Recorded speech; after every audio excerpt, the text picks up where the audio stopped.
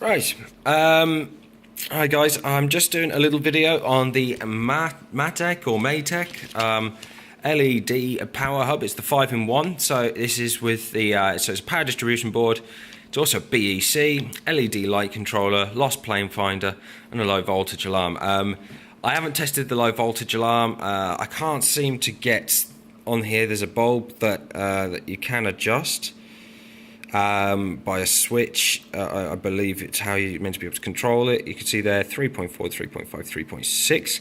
So that's basically, you know, it'll tell you, it'll sound the alarm when you reach that voltage when you're flying, and that should set off the alarm and the LED, so you can both hear it and see all your lights flashing whilst you're flying around, which is great.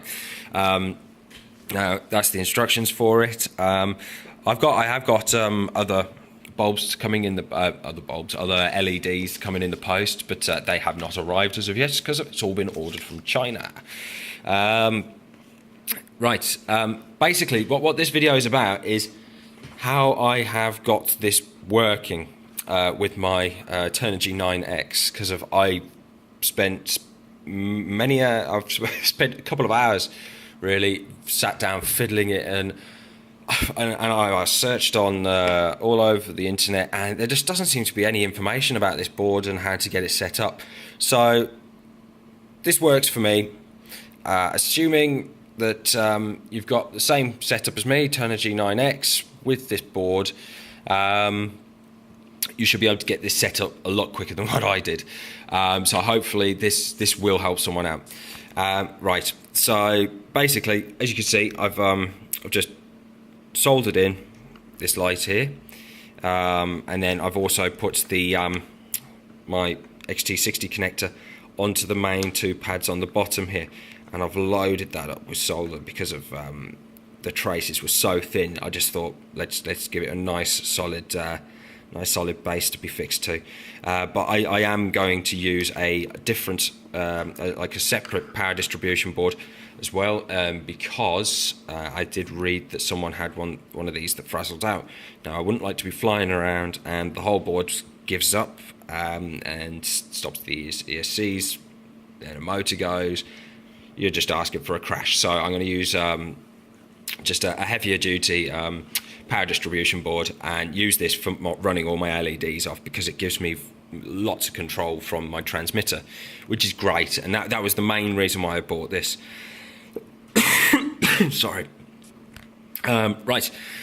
So without any more faffing around, let's get the transmitter turned on. Oh, switch error. That's because of one of my switches isn't. Yeah. So they're all up, but I have reversed my my timer switch, my trainer switch, because of it is a stupid design where you end up having to you have to hold it on to fly yourself, and then let go to let somebody else fly, rather than you hold it when you let somebody else fly when you got it set into trainer. Anyway, that's not what this video is about. I could always do another one of those, but there's plenty of those all around the internet. Anyway, right. So let me show you the settings. I don't know quite how and why I got it set. Well, I don't know why it's set the way it is, but it's just taken a lot of fiddling to get it right.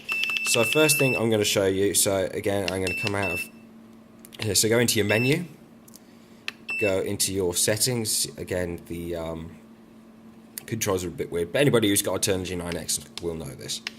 So I'm going to go in, sugar, I need to hold this with the other hand, sorry. Right, so I'm going to go right down. So first thing I'm going to go to is the auxiliary channel. So I'm going to set my auxiliary channels now. So channel 6 is where I've got my signal lead coming from and power lead to my receiver. So if you have a look there, channel 6, and if you count the pins in, it's 1, 2, 3, 4, 5, 6. And white is signal, and signal is always to the top of these little bad boys. Right. So that's all set up there. I just got to plug the battery in. So I tell you what, I'll do that now. If you just give me a second, let's just do that. And there we we go. So now we've got a little red light on there. So we have power. See on here, it does say about these values here, but with my transmitter, I have no figures at all. So for me, it was just, I've had to fiddle around with just the settings in the program mix. But first of all, what you want to do is find your free switch, which my free switch was my throttle hold. So that's the guy up here.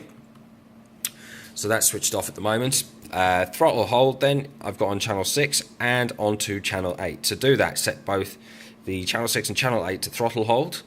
Once you've done that, make sure you hit menu, because otherwise it won't save your settings. Bit of a strange thing again. But it's a cheap transmitter and it works well, to be fair to it, so it's all good. Right, so going to the program mix next. Mix 1. State needs to be onto ACT. So that's actuate. Now you can hear that that's gone off. So if I turn that back on, that's just setting something weird in the board. Again, strange thing. I don't know how it all works, but I've got it so I can get it to work. Right, so you want that turned to actuate, so on. The master you want set to auxiliary, not the first one. It wants to be to the second one, because there's 8 channels. If I go right the way across, L-Ron's 1, so it's 1, 2, 3, 4, 5, 6, 7, 8. So you can hear now there's no more beeps, but it will beep across to number 8. So you want master on number 8, slave onto flaps, offset as zeros, up rate as -100, down rate as 000. The switch you want as NOR, which is normal or neutral, I would have thought, is something like what that would have been, but it says NOR, so I don't know. But as you can see on the 3-position switch, N is the top one, so that's where we've got it at the moment. Now, once you set all that into there, menu, mix 2, go into that again, actuate. Again, the master wants to be on auxiliary number 8, so that is the auxiliary channel on the far left. Go down to slave, set that as flaps. Offset, you want to set that as zeros again. The up rate then is 50, and the down rate I have got set as -85. The switch I've got set as ID1. So you'll find on here, you got normal ID2 on, set it to ID1. So once you've got all those settings punched in, hit menu again to save it. Go down to your mix 3. Go into it again, actuate, again, master auxiliary 8, so that's the one on the far left, and you want it on slave, the slave on the flaps. Offset set to 0, up rate as 100, and down rate as -100. The switch wants to be ID2. So ID1 and 2 is basically these guys here. So we've just set the neutral, 1 and 2. So that is basically the main settings you need to do in there. Again, hit menu to save it, you come out of there. Now, the other thing that I have adjusted is the endpoints. So go into your endpoint, click up, flaps I've got set just to 100, you'll see there. So just leave them as 100, but the auxiliary 8 I have set when it's turned off to 120. And to get between those settings, you have got to flick the switch. Yeah, so off is 120. Sorry, on is 120, and off is 75. As to why I've done that, I don't know, but it works. So yeah, so just do that again. Menu to save when you come out, and there you go. So that's all the settings set up there.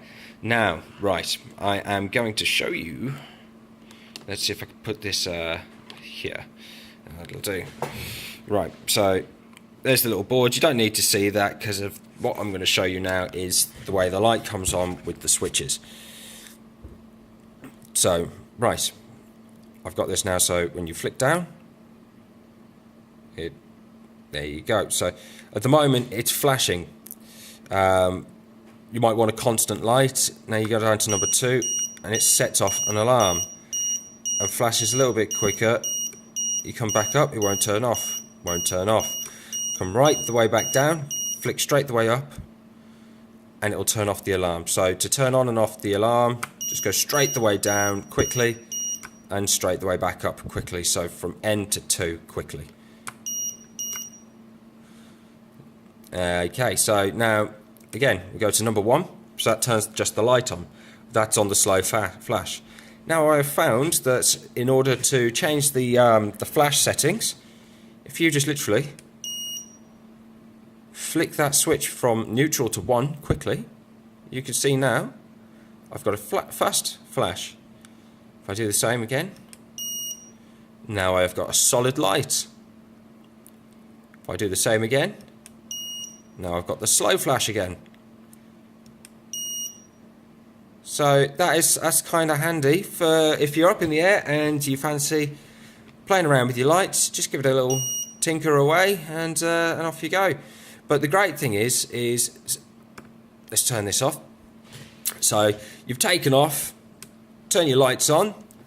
Oh bugger! You just crashed your quadcopter, which is gonna happen, and you just gotta laugh. But yeah, you've crashed it, but you've crashed it into some long grass. You can't find it easily from vision. Oh no, what do you do?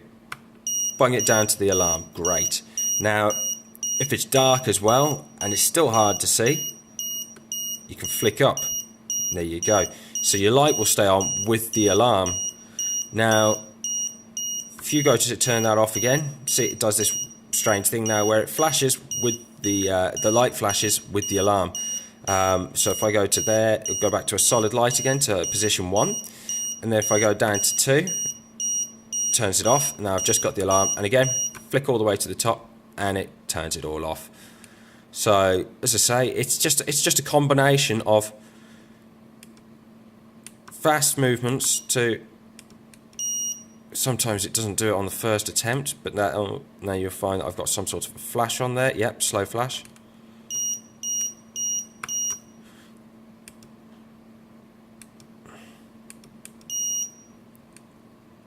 There you go, so I've got fast flash.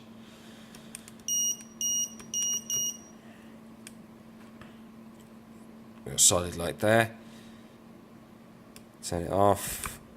Alarm, which is flashing with a light this time, but it turns off. But either way, you can have all the different settings with the light. So there's solid.